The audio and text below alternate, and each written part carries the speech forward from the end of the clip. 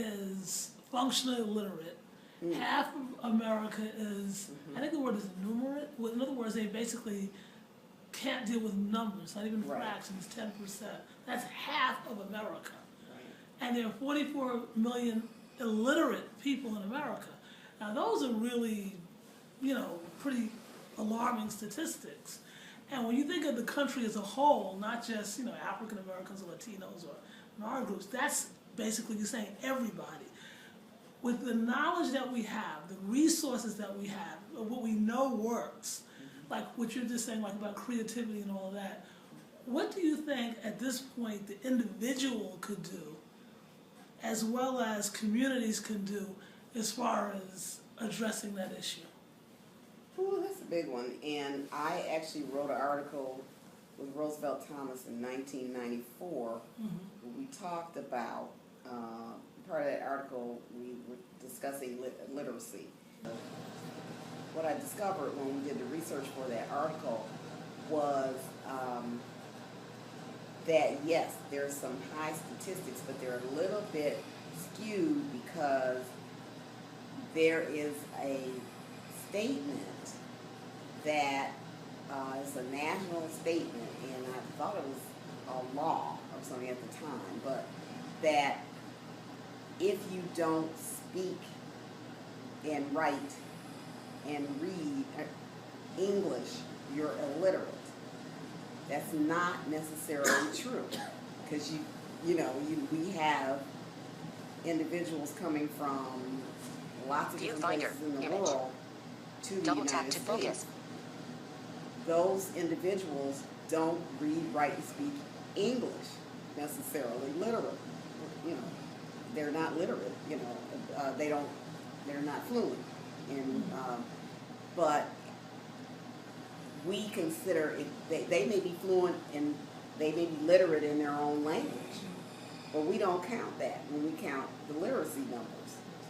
Yeah, and what was interesting for me there was that if we in the United States go somewhere, if I went to France, nobody considers me to be illiterate, which is amazing. So that's a tough question for me.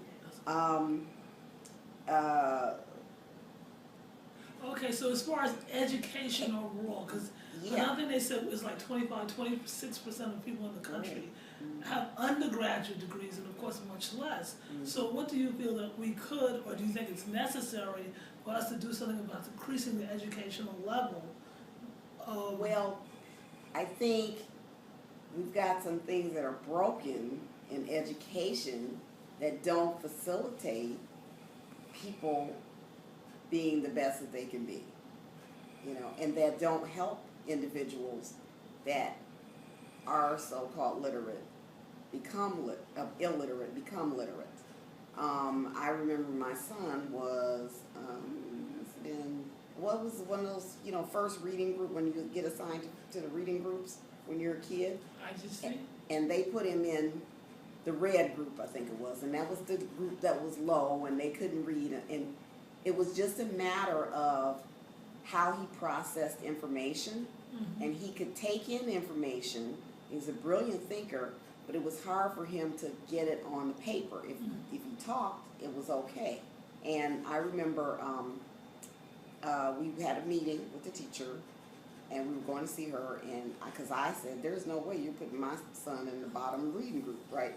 And so I took my husband along. We go, and my husband was right there, same thing. And the principal, I said, I want the principal in this meeting. And we were sitting there with the teacher, and she was saying what was wrong. And I said, no, I read with this child every day. I know that he has great ideas and that he can express himself really well when he's speaking. I said, and for some reason he's having difficulty for it coming there down on paper. So, and I said, we need to figure out what to do to make that work. And the principal, I thought she was brilliant, and I still do, and I think there are not many like her out there, looked at that teacher and said to the teacher, Mrs. Rush, I know what an excellent teacher you are, and I know that you will find a way, a way to work with this child to, you know, bring forth the best, bring in him. And that teacher did go and do that. And what she decided to do, because she was kind of pushed past her own boundaries, she actually set up she actually started working with Jason where he would record what he was thinking and then write it. And my son and now is an orthodontist with 3 offices. Okay. That's fantastic. So, that's a kind of weird way of answering your question. But it does. But it does. It's that we have to start looking at things differently. I think we need to look at the individual. I don't think we can lump and just make programs that they're just blanket programs for everybody. Everybody's going to learn this way and everybody's going to become literate if we do this. So you said that took 2 things. That took you as parents, and then the teacher and the administrator. Right. I was an educated parent. I wasn't going to back down, you know, and they were going to have a problem. Yeah. And this was in a, you know, predominantly white suburban school. Absolutely correct, you know.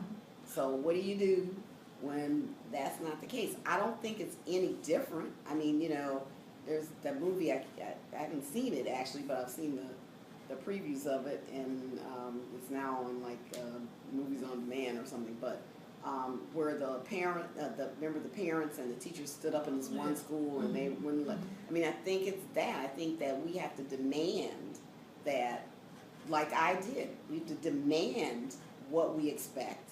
We have to be willing to, you know, I had to be willing to spend my time and know that it was my concern. I had to be aware of what my child was capable of doing, you know.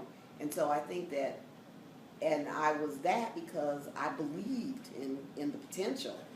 And so we, in my opinion, we should be believing in the potential of all people, you know. And so if that's the case, then that's where we start.